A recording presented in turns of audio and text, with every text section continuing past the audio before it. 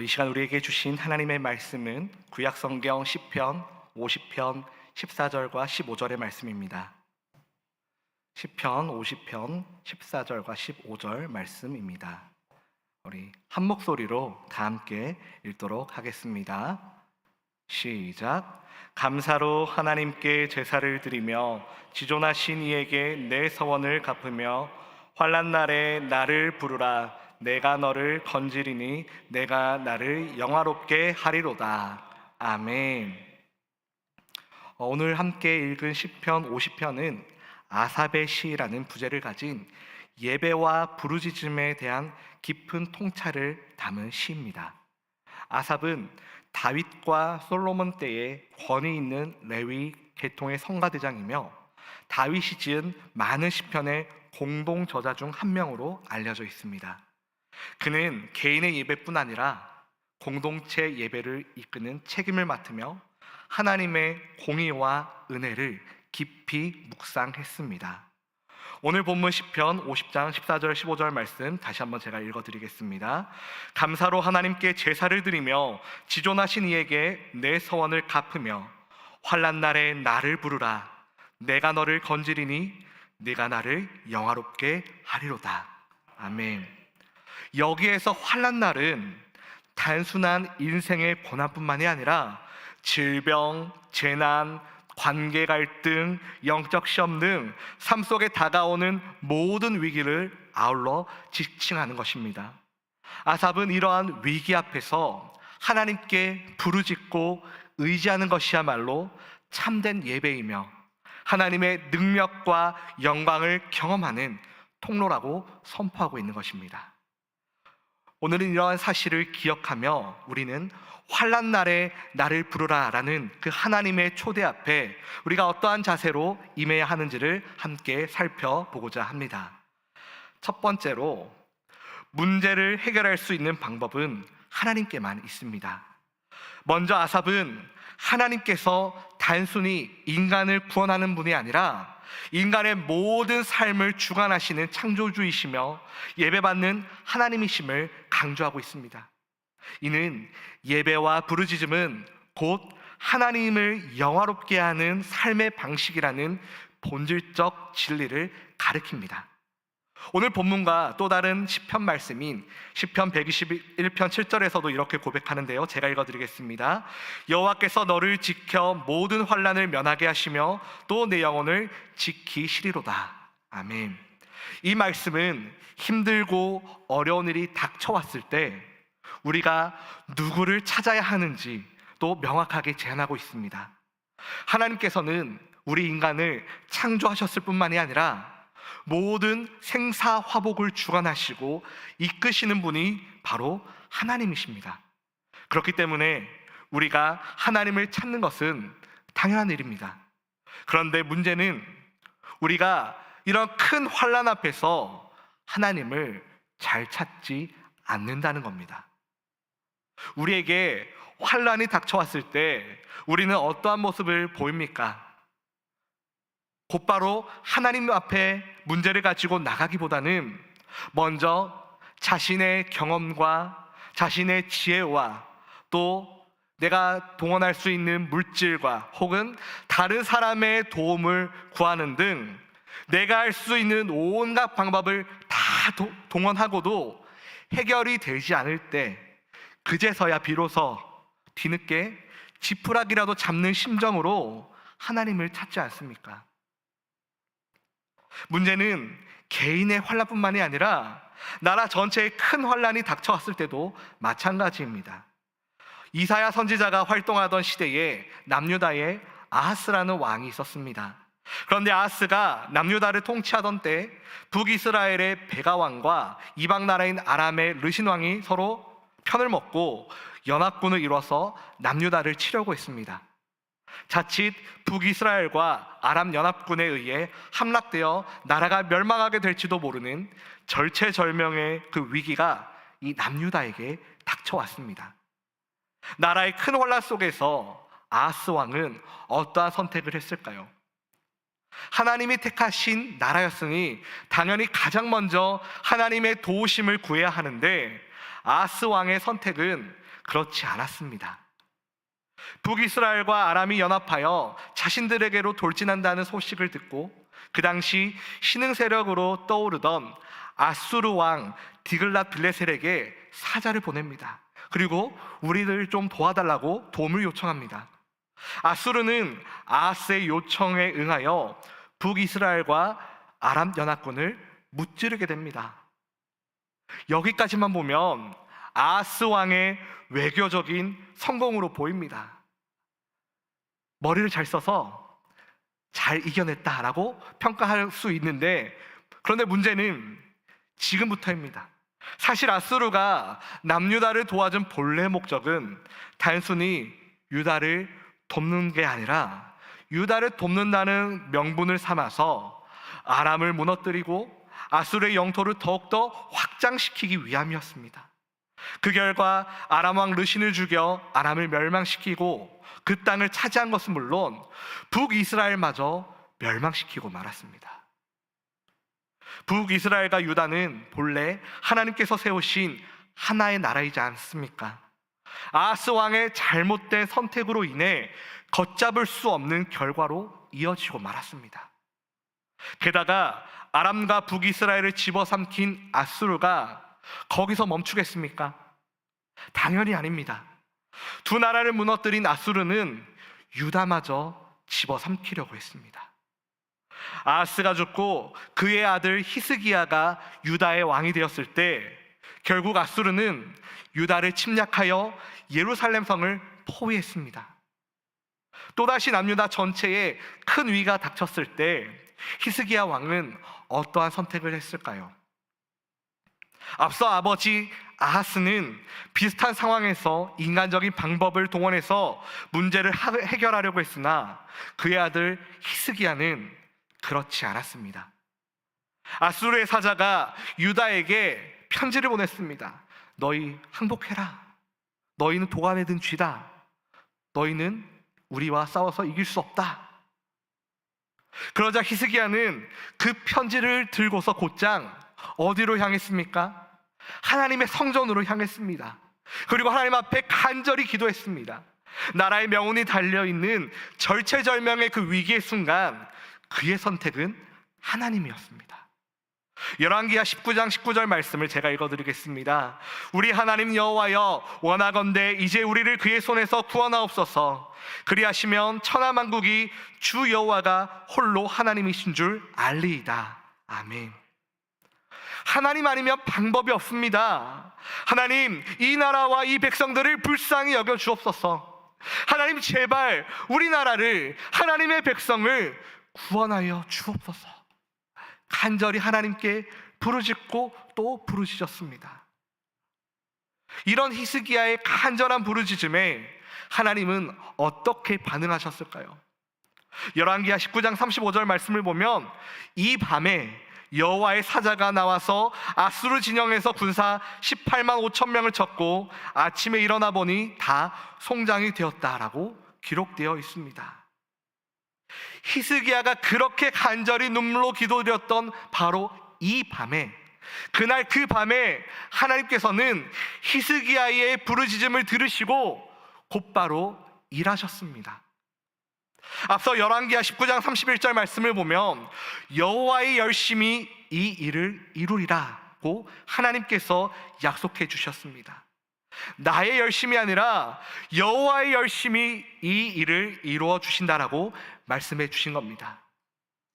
환난 가운데 놓인 것은 우리이고 그 문제는 우리의 문제이지만 하나님께서 열심을 내셔서 우리를 그 환난으로부터 건져내 주신다라고 약속해 주셨습니다.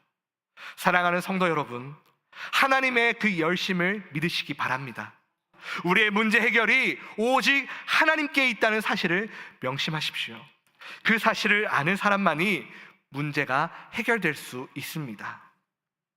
둘째로, 기도로 우리의 문제를 하나님께 알려야 합니다. 신약 성경으로 넘어가서 누가복음 18장 1절부터 8절을 보면 한 과부와 재판관의 이야기가 나옵니다.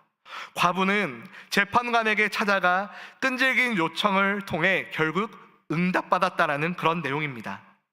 과부가 찾아간 이 재판관은 불의한 재판관임에도 불구하고 밤낮 자신을 찾아와서 괴롭히는 이 과부가 귀찮아서라도 그녀의 어려움을 해결해 주었다라는 내용입니다. 이처럼 불의한 재판관조차도 자신을 끈질기게 찾아오는 그 과부의 요청을 묵살하지 않고 문제를 해결해 주는데, 하물며 우리의 주인 되시며 아버지 되시는 하나님께서 우리의 그 끈질긴 기도에 응답해 주지 않으시겠냐라는 겁니다. 항상 기도하고 낙심하지 말아야 할 이유를 언급하고 있는데, 즉 하나님께서 밤낮 부르짖는 택하신 자들의 그 원한을 다 풀어주시겠다라고 약속해 주셨습니다.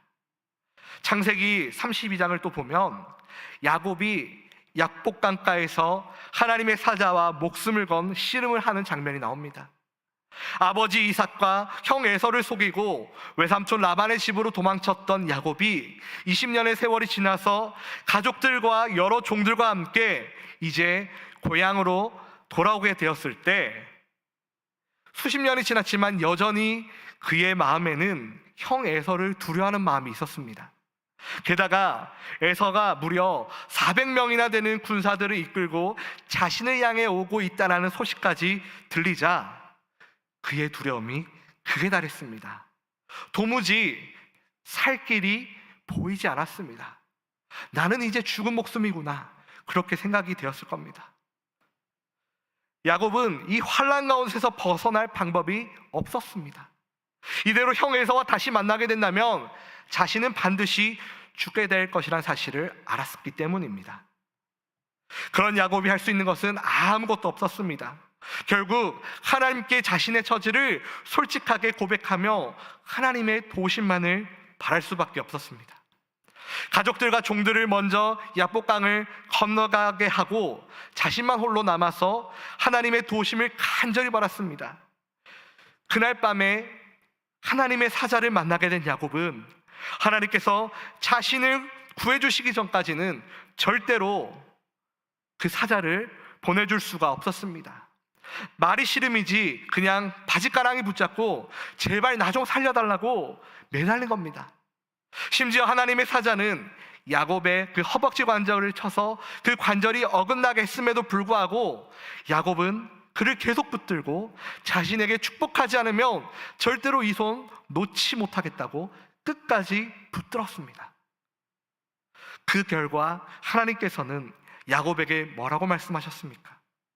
야곱에게 이름을 물으시고는 너의 이름을 야곱이라 하지 말고 앞으로는 이스라엘이라고 하라고 말씀하셨습니다. 이스라엘, 하나님과 및 사람들과 겨루어 이겼다라는 뜻의 이름을 이 야곱에게 부여하시며 그를 축복하셨습니다. 이처럼 야곱은 자신의 문제를 하나님 앞에 낱낱이 다 내어놓았을 때, 또 끈질기게 하나님을 붙잡았을 때 하나님께서는 그 문제를 해결해 주셨습니다. 그의 목숨만이 아니라 그의 가족들과 종들과 모든 가축들의 생명까지도 보존할 수 있었습니다. 뿐만 아니라 형 에서와 만나게 되었을 때 서로 부둥켜 안고 뜨거운 눈물을 흘리며 화해할 수 있었습니다. 도저히 내 힘으로는 어찌할 도리가 없었는데 끝까지 포기하지 않고 하나님을 붙들고 간절히 매달렸을 때 하나님께서는 역사하십니다. 이처럼 하나님께서 포기하지 않고 계속해서 나아가 기도하고 응답받는 우리 모두가 되기를 주의 이름으로 간절히 축원합니다. 세 번째입니다. 하나님께서 해결해 주신다는 믿음으로 우리는 더욱더 충성해야 합니다. 마태복음 7장 7절과 8절 말씀 제가 읽어드리겠습니다. 구하라 그리하면 너희에게 주실 것이요 찾으라 그리하면 찾아낼 것이요 문을 두드리라 그리하면 너희에게 열릴 것이니 구하는 이마다 받을 것이요 찾는 이는 찾아낼 것이요 두드리는 이에게는 열릴 것이니라. 아멘. 또 시편 124편 8절 말씀도 읽어드리겠습니다. 우리의 도움은 천지를 지으신 여호와 이름에 있도다. 아멘. 하나님의 백성인 우리는 이 세상을 살아갈 때 하나님 한 분만을 절대적으로 신뢰해야 합니다. 하나님의 말씀을 붙잡고 믿음으로 실행해야 합니다.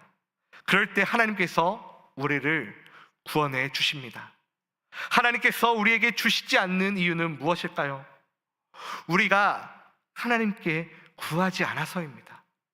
우리가 환난에서 벗어날 방법을 찾지 못하는 이유도 마찬가지입니다. 하나님께 제대로 찾지 않았기 때문입니다. 닫힌 문이 열리지 않는 이유도 마찬가지입니다.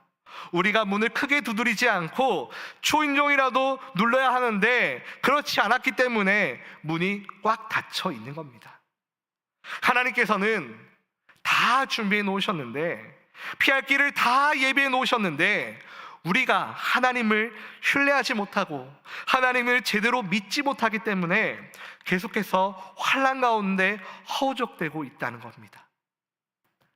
하나님께서는 이 땅에서 온전히 하나님을 믿고 충성하는 성도들을 계속해서 찾고 계십니다.